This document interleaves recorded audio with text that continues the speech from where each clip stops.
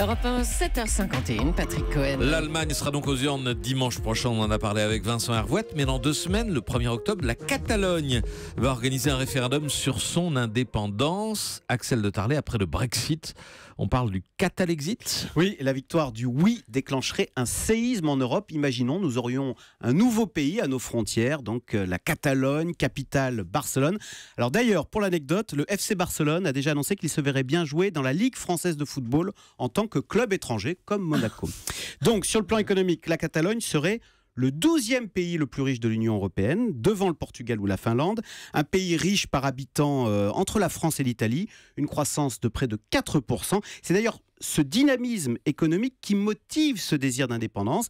Les Catalans disent en avoir assez de payer pour le reste de l'Espagne. Ils accusent Madrid de dilapider l'argent public en construisant des autoroutes qui ne mènent nulle part ou des aéroports vides. Ça ressemble à l'Italie et à la Ligue du Nord. Mais le pouvoir central à Madrid est bien décidé à ne pas perdre la Catalogne. Non, c'est très tendu. Alors Madrid est en train de chercher, parce qu'il veut saisir les urnes qui vont servir au référendum dans 15 jours. Le pouvoir central vient également de couper les vivres à la région Catalogne pour être bien certain que pas un euro d'argent public ne servira à l'organisation de ce référendum que Madrid juge de toute façon illégal. Et pour ajouter à la tension ambiante, l'Union européenne, dans cette affaire, a pris fait et cause pour Madrid et prévient la Catalogne qu'en cas d'indépendance, ce pays se retrouvera exclu de l'Union européenne et donc exclu de l'euro. Quand on n'est pas dans l'Union, on n'a pas la monnaie. Du coup, les milieux économiques à Barcelone commencent à paniquer et certains envisagent de déménager leur siège rapidement à Madrid. Cette affaire ira-t-elle au bout? Que disent les sondages aujourd'hui? Alors non, les sondages donnent le oui perdant. Le oui à 46% seulement, 45% même, et en fait peu imaginent la Catalogne indépendante.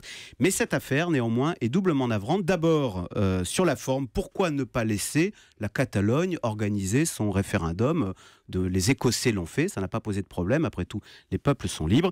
À l'inverse, sur le fond, on ne peut que regretter cette logique égoïste des Catalans où dès qu'une région ou un pays s'estime plus riche, boum, il veut quitter le groupe car, dit-il, il en a assez de payer pour les autres.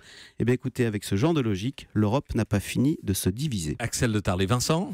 On peut penser que les Basques, les Corses, les Bretons, etc., on pourrait aussi les Wallons, décréter comme ça l'indépendance. Mais bon, je pense que l'indépendance, c'est pas pour demain. Le vote lui-même est aléatoire. Mais il y a une chose qui est quand même fascinante, c'est que il y a un mois pile, le 17 août, il y a une douzaine de terroristes qui ont fait un massacre au Ramblas, qui voulaient faire sauter la Sagrada Familia, et on a l'impression que ça n'a eu aucun impact sur la vie politique en Catalogne. Ça n'a pas dévié d'un centimètre l'idée fixe. Or, pourquoi est-ce qu'il y a autant de salafistes aussi enragés en Catalogne? C'est que depuis 25 ans, les Catalans ont fait venir toute l'immigration non hispanophone. Ils ne veulent pas de Colombiens, de Péruviens, etc. Ils ne veulent que des gens pakistanais, maghrébins, etc., qui ne parlent pas espagnol.